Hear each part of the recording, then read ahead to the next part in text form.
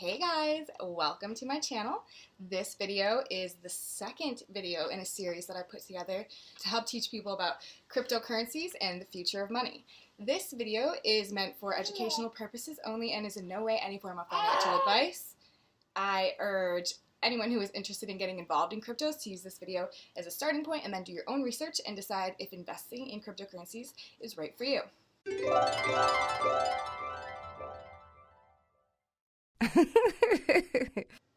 All right, so in this video, I wanted to talk about what exactly makes a currency in the first place and then extrapolate that onto cryptocurrencies just to kind of make the whole thing a little bit clearer and easier to understand.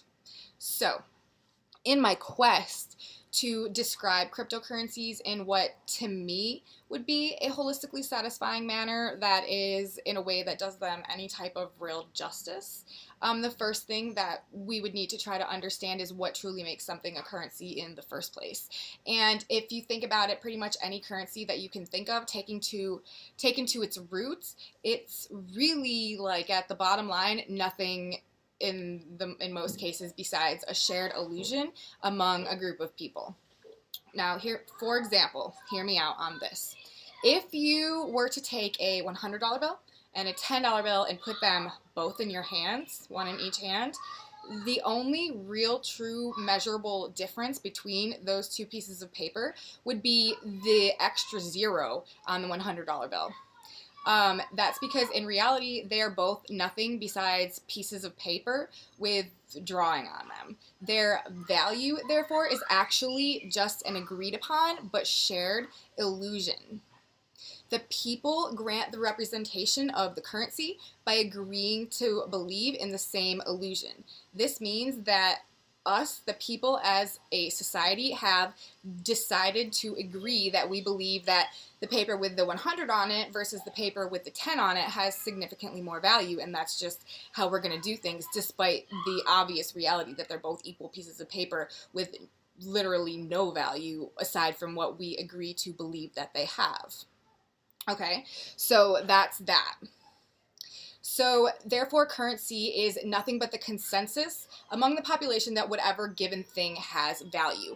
And what makes a currency is that given thing's availability to transact value with other entities. So, for a currency to be a currency, one, the group or population that's utilizing it has to agree by consensus that whatever given thing has value, and then that given thing has to be able to transact value with other entities, you know, whatever that might be.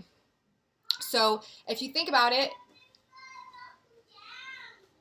just a minute. Okay, so as I was saying, currency is nothing but the consensus among a population that whatever given thing has value, and then the given thing has to have the ability to transact value with other currencies, and therefore it actually has not much to do with the authority of any central bank granting the currency. It's actually the people who use it that do, and they do through consensus. So, oh, come on, buddy. So, to put things in more of a historical context, give some examples, we can talk about wampum, which was the first form of currency in the Americas. Something like 6 million people agreed that these shells had value and exchanged them among each other, both locally and over great distances. Tribes across the Americas utilized wampum as a transactional currency. The shells themselves were probably of relatively little worth, but might I add, probably of more worth than the pieces of paper that we use today. But because the consensus agreed that they represented various values, then they did. And this same concept can be applied to the value of gold, if you think about it. Gold has been seen as basically the most precious store of value for hundreds, if not thousands of years, literally all over the world. But in, you know, pretty much reality, if you're looking at things and calling them what they are, aside from it being a relatively rare earth mineral that's really beautiful and is, you know, pretty soft and moldable and maybe has some type of mythical, magical characteristics that we haven't been able to seize upon in our lives and world today, but whatever. It's really just a shiny rock. There's really no true intrinsic value in a block of gold. In reality, what's given gold its value all this time is that people just agreed that based on its characteristics and its beauty or rarity or whatever, that it should be valuable.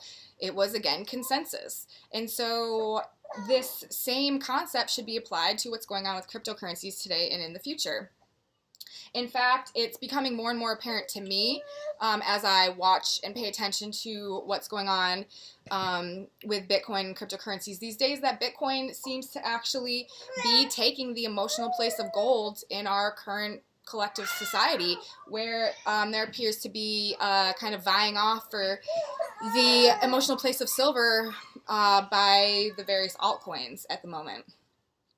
So up until now, the global ruling class, call them what you wish, has convinced America and basically the world in its entirety that everyone has to use cash.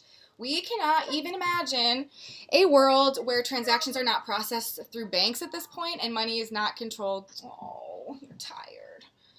I wish you would nap. And money is not controlled and regulated by a central authority.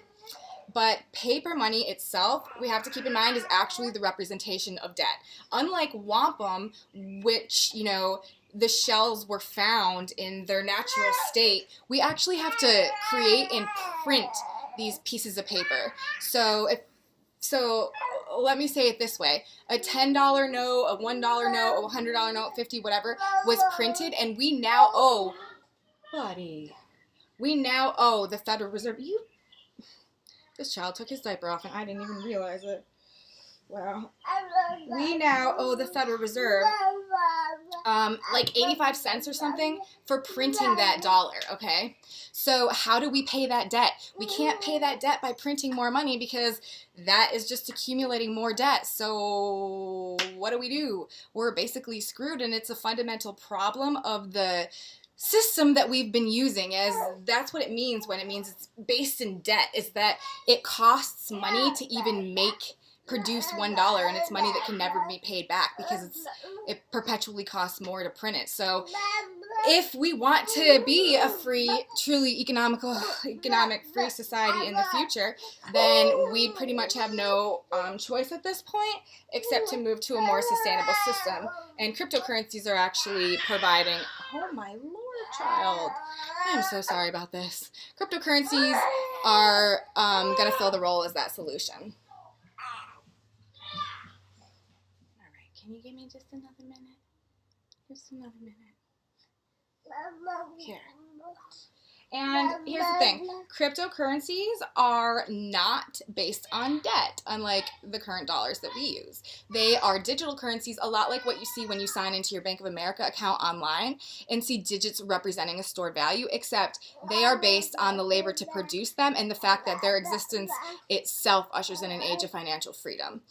The value of cryptos lies in the trustless system of consensus algorithms they represent, which ultimately equates to economic liberation.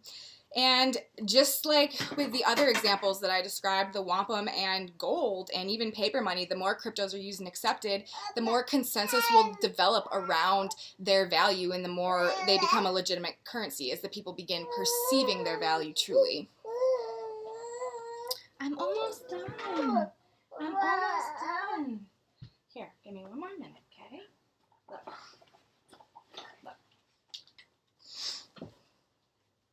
Okay, so let me do this quickly. Over the coming years, as people reposition themselves in terms of their views on current economic conditions, which they will, it's going to happen, consensus will develop around the significant value of cryptocurrencies once people start truly perceiving their value and what they bring to the world.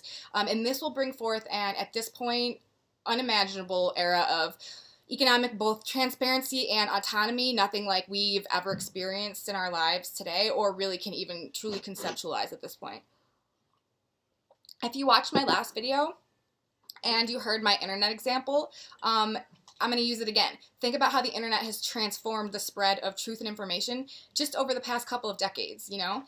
In a similar but, you know, very different way, we can expect cryptocurrencies to do the exact same thing, but in terms of the way that we view money. So that is what we have to look forward to, and that is why it's important to start learning about these things now. So that's all for this episode. Catch me on my next episode where I'm going to discuss why cryptocurrencies are so relevant and what makes them the perfect solution for a monetary system of the future. So have a great day, guys. See you next time. Thank you.